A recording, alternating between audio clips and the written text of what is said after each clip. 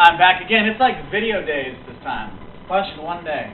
So, this one is about leading across. How do you lead your coworkers? How do you kind of manage your coworkers? Now, this is probably one of the hardest ones. Okay, the hardest is getting your boss to listen to you. But when you have people the same level as you, it's really hard to get them to listen, because they'll say, "What? You're another student. Why should I listen to you?" And you may be having problems with that in your classes. How do we get the I don't know, the Marianas out there? How do we get them to do their job? Okay, she's not doing anything. How do I get her to do that? Because I have students come, and they say, "Mariana's not doing anything." What can we do, Mark? I tell you, deal with it yourself. So I don't have to go deal with this all the time. Your boss doesn't want to either. So you're going to realize that it's hard. How do I do this? Well, there's some things that you can do to gain influence over your coworkers. Okay? Because the things you do to get your boss to like you and believe in you isn't the same as your coworkers, because your coworkers will see you as a brown noser. You know, oh, the boss likes you. Whatever. Ha. No, we don't want that. Okay?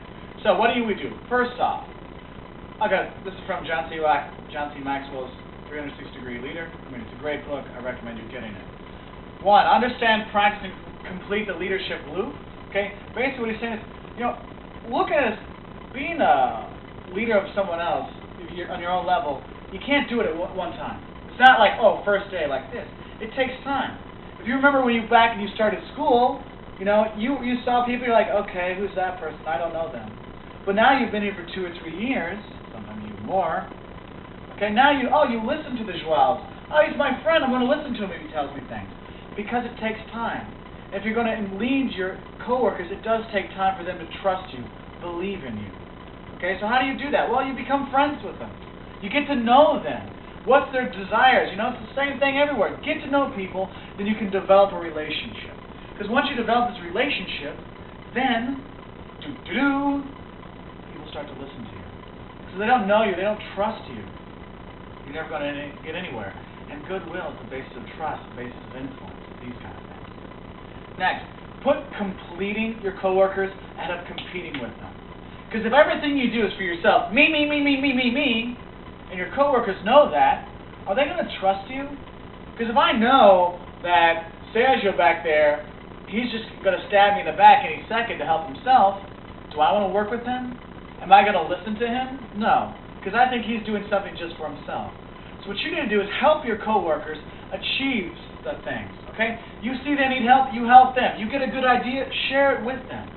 So they see that, hey, you're working with me, you're helping me get farther and not competing against me. Next, be a friend. I mean, people like friends. I like having friends at work. It makes it more fun.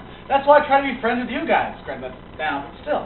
Because it makes life better. Because no one wants to go to work and be like, I hate everyone here. They all suck. No, you want to go, hey, Joel, what's up, buddy? Who? Ernesto, Tiago, Claudia. All these things. Okay? You want to have friends. Because it makes the work a lot easier. And your friends you listen to. Your friend can tell you, hey, Mark, you got kind of fat, dude. Like those old videos that you're playing guitar, the old ones, you look a lot better than you do now. Like, I know. But your friends say that, and you're like, okay. Now, some of you don't know says that, you're like, well, I shouldn't say that online, but you can imagine what I want to say. Okay? And that's what friends do.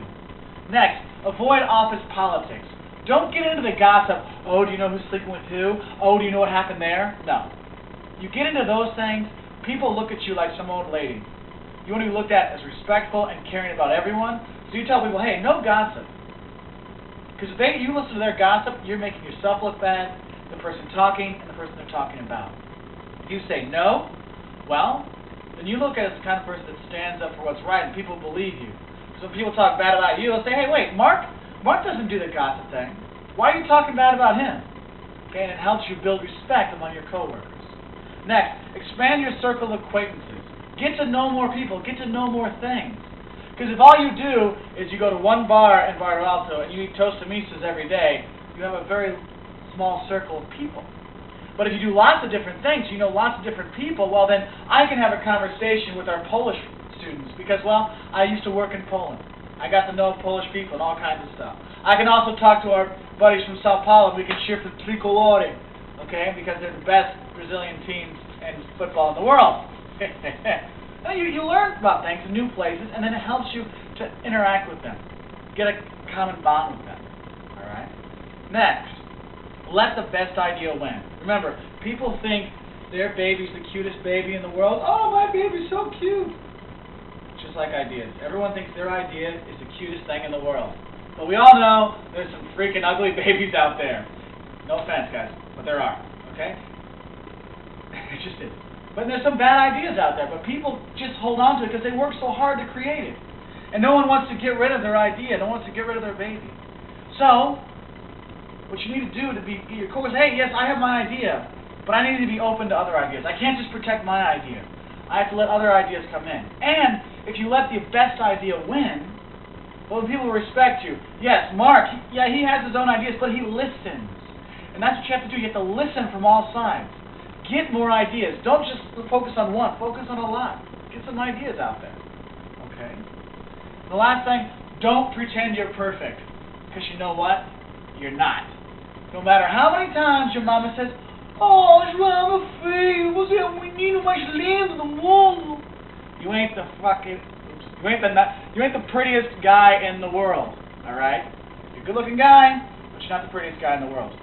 Okay? And if you're at work, and you're trying to show people that you're so perfect and you know everything, you're going to cause resentment. And people will not listen to you. Okay?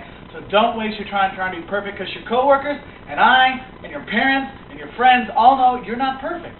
So admit your mistakes. Ask questions. Be human. And you do all these things, it's going to help you gain influence over your coworkers. Okay? So, I hope that helps. Hope you can use it one day. Pardon my language.